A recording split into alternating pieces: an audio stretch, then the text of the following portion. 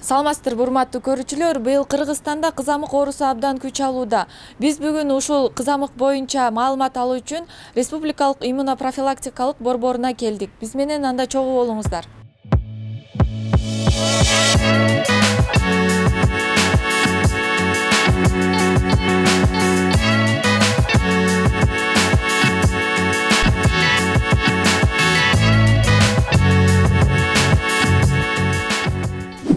Бизде азыр Кыргызстанда кызамык оорулары аябай абдан көбөйдү. Ошол боюнча айта кетесизби, булар эмне себептен болуп атат? Саламатсыздарбы, мен Ишинапова Гүлбара Сатууловна, Республикалык эмдөө борборунун директору болом. Биздин январь айынын 2003 жылдын башынан баштап ушу кызамык кызылча оорулары катталып баштаган. Бул көбүнчө 1 жашка жашы жете элек балдардын арасында, анан 1 жаштан 14 жашка чейин балдардын арасында катталуу башталды. Ошол кылдар кырдаал апрель айында курч болду. Эң көп каттоо бул Бишкек шаары, Ош шаары, Ош областы жана Чүй областы. Башка региондордо ушу 100гө чейин учурлар катталды. Эң көп ушу катталган территорияларда биз өзүңүздөр билесиздер, азыр сентябрдын 18-нен баштап ушу ноябрь айына чейин, ноябрдын аягына чейин ушу курч кырдаалды токтотуш үчүн эмдөө кампаниясын баштаганбыз. Ушу кызамык кызылчага каршы бүгүнкү эсеп менен статистикага такалсак 4460 балабыз ооруду. Чоң жаранын арасында деле бир 140 учур катталды. Эми мунун биз ушу биринчи күндөн баштап эле саламаттык сактоо министрлик тарабынан оперативдик штаб түзүлгөн. Жерлерде да ушундай штабтар түзүлгөн. Ошо штабтардын чечимдери менен чоң иш-чараларды аткардык. Эми азыр эң биринчи бул көйгөй бир гана биздин Кыргызстанда эмес, бул бүт эле европалык өлкөлөрдө, коңшу өлкөлөрдө жана негизи эле бүт дүйнө жүзүндө болуп атат. Азыр бүткүл дүйнөлүк саламаттык сактоо уюмунун статистикасын алсак 9 миллионго чейин балдар ооруду. Эң биринчи ушу эмне бул учурларды алып келди, эмне үчүн ушу кырдаалды алып келди деген суроого, бул 21-20 жылдары пандемия учурунда негизи эле ошо кызамыкка каршы эмдөөнүн пайызы 1 жана 6 жаштагы балдардын арасында дүйнөдө 81%га төмөндөгөн. Биздин республикада ушу 90%га жетпей калганбыз да. Негизи бул учурлар болбош үчүн, мындай оорулар болбош үчүн өзүңүздөр билесиздер, биз эмдөө календарынын алкагында 13 коркунучтуу ооруга эмдөөнү жүргүзөбүз. Ушул эмдөө пайызы негизи 94%дан жогору болуп төмөн түшпөш керек. Биздин республикада ушу Бишкек шаарында, Ош шаарында, Ош областында ушу төмөн болгон, ошого жараша дагы учурлар көп катталды. Бул биринчи баягы көйгөй. Экинчи көйгөй болсо, бул өзүңүздөргө биз такай эле маалымат берип жүрөбүз. Элдерибизге кайрылып ушундай чоң иш-чараларды алып барып атабыз. Бул эмдөөдөн баш тартуу. Эмдөөдөн баш тартуу 12 жылдан баштап эле катталып баштаган. Ошо эмдөөдөн баш тартуу катталгандан баштап биздин министрликтин тарабынан 2016 жылы биз учеттук отчеттук форма киргизгенбиз. Биз ошол жерден тактап чыкканбыз да, эмне кандай бир причина деп коебуз, ошолор менен бул баш тартуулар болуп атат. Ошондо изилдөөлөр да жүргүзүлгөн биздин балдар коому билесиздер ЮНИСЕФ тарабынан.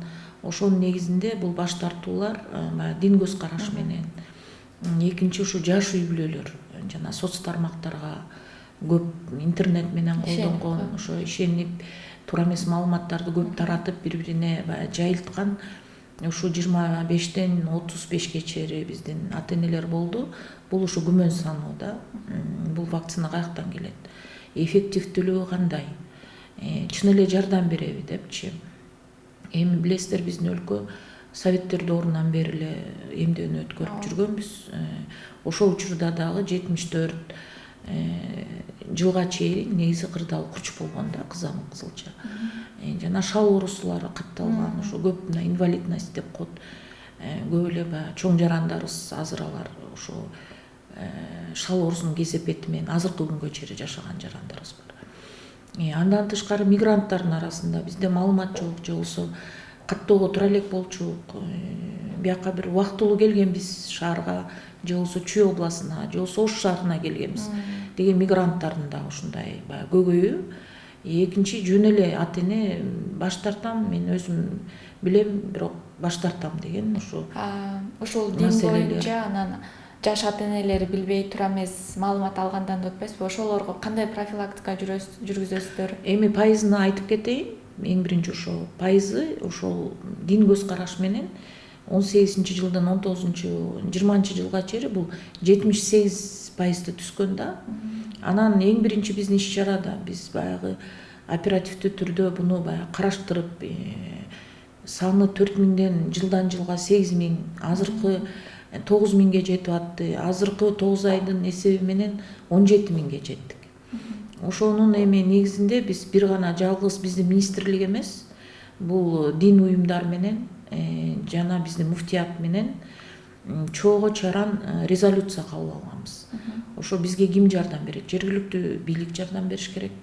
Саламаттык сактоо министрлиги, билим берүү министрлиги, андан тышкары мына сиздер маалымат берүү боюнча ошо резолюциянын негизинде биз ушу муфтият совет улем деп коебуз, улемдер совети, андан тышкары да фатва өзүндө бөлүмү бар, ошолор жардам берип, мен калп айтпайм, бир 2 жыл каралып, такталып, талкууга алынып, 19-жылы апрелде фатва кабыл алганбыз.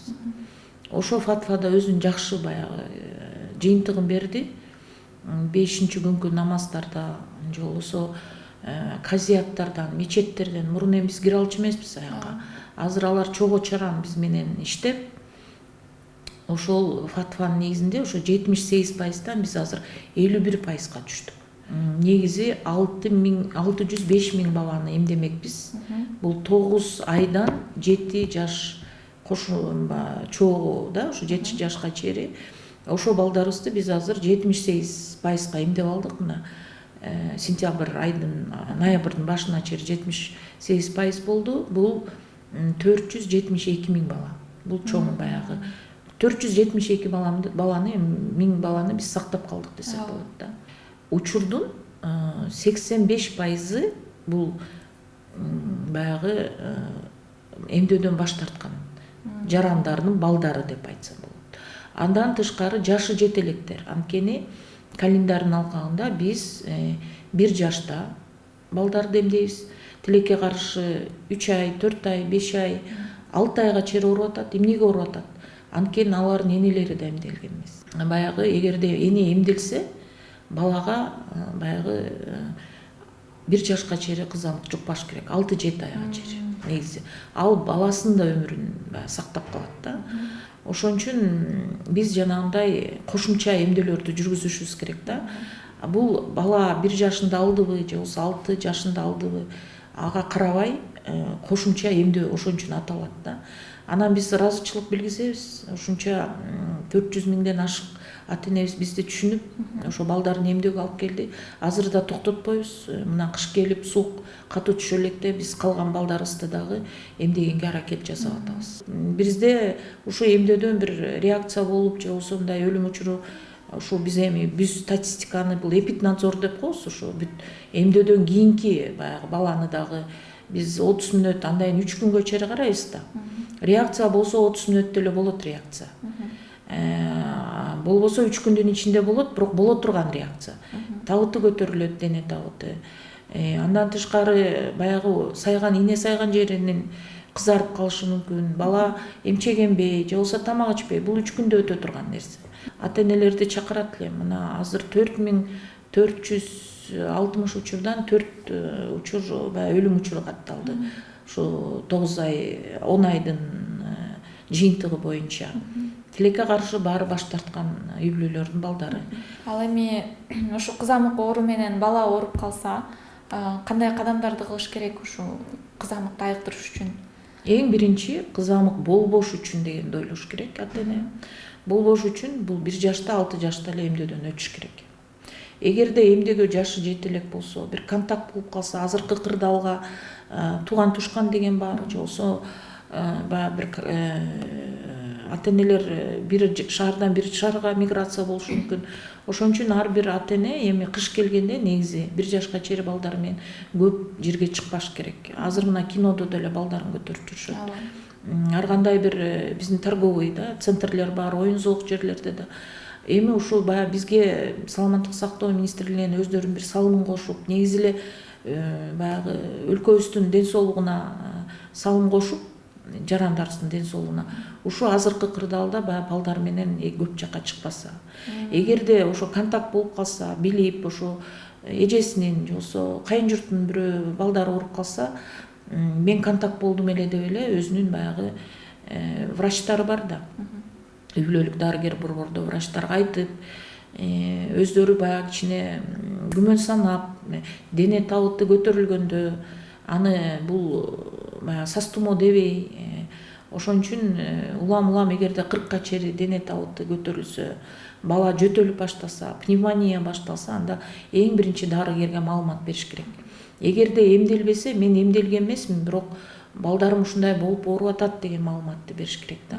Анан эми биздин медициналык кызматкерлер, алар өздөрүнүн иш чаралары бар, алардын өздөрүнүн баягы милдети кандай эмне кылыш керекти.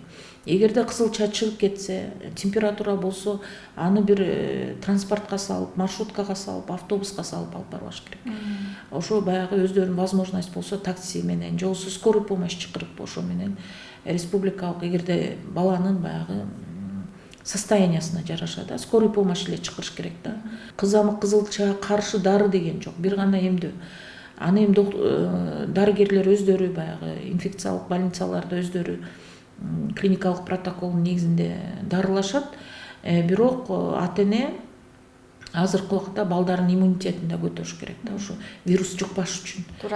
Туура тамактануу, балдарды баягы эгерде ушу жаткан бөлмөлөрүн проветривать этиш керек.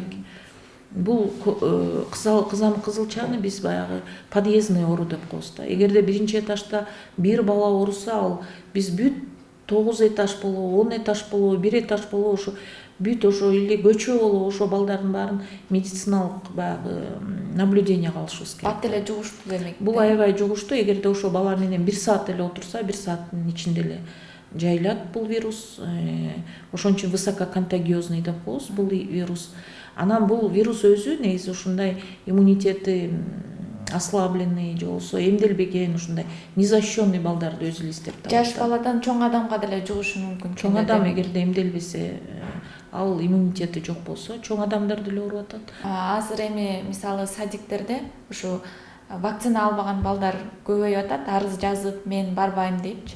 Ушундай ата энелер менен да өзүнчө алып келип мындай сүйлөшүүлөр болобу? Биз эми штабтын чечими чыккан.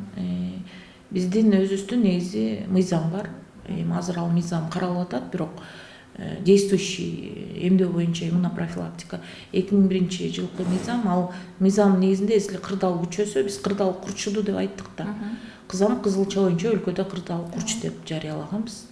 Ошо кырдаал курчуса, ошол эле билим берүү министрлиги, же болсо жергиликтүү бийлик, же болсо мэриялар өздөрүнүн чечимин кабыл алат. Ошондой эле жумуш азыр жүрүп атат. Ошол эле өздөрүнүн жергиликтүү бийлик, шаарлардын, областтардын, райондордун чечимдери, оперативдердик штабтын. Ошон үчүн азыр ата эне түшүнүп, анткени ошол эле садиктин баягы заведующий, же болсо мектептин директору киргизбей койгонго дагы укугу бар. Анткени ошол жерде жазылып турат.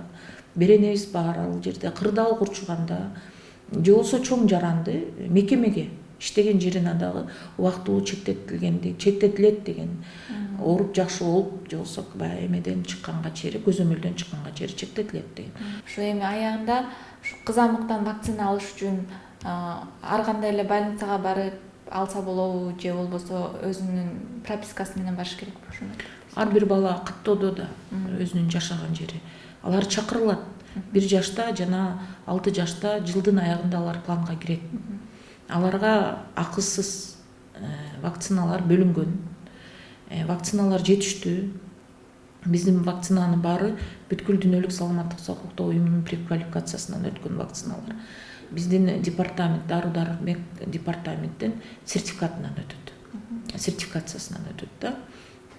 Анан бул балдарыбызды ошо биздин медициналык кызматкерлерибиз чакырат. Эгерде бир кандай себептер менен келбей калса дагы чакырабыз. Анан келгенден кийин жана көзөмөлдөн өтөт, андан кийин гана эмдөө алат. Эгерде бир мигрант болсо, ары бир любой мекемеге барса болот. Жанында новостройка болобу, же болбосо ФАП болобу, ГСВ болобу кайрылса, ал балдарга да каралган ченемдүү биздин вакциналарыбыз бар. Анан ошон үчүн биз азыр ушул ата-энелердин негизи эле жарандардын колдоосуна муктажбыз. Көп нерсени вакцинаны алып келип атат саламаттык сактоо министри. Жеткирип берип атабыз. Бул чоң система, бул чоң жумуш, бул чоң менет. Ал асмандан эле түшүп калбайт, бизге жөн эле берилип калбайт. Биз ошо өлкө сунуштаманы жазганда, биз ошону очередте туруп, күнү түнү ошол биздин донорлорго дагы бизде система бар. Муздаткыч чынжыр бар, машинабыз бар, холодильниктерибиз бар, медициналык кызматкерлерибиз окуган, дайынбыз. Ушу вакцина жерде калбайт, колдонулат деп ушундай аныктамаларды берип атып, анан $1 миллион баягы гуманитардык жардам алып келүү саламаттык сактоо министрлигинин да чоң аракеттери кетет. Рахмат. Менин оюмча сиздин берген маалыматыңыз пайдалуу болот деп эсептейм. Дагы деле ушундай иштеп биздин элибизге жардам бериңиздер. Чоң рахмат.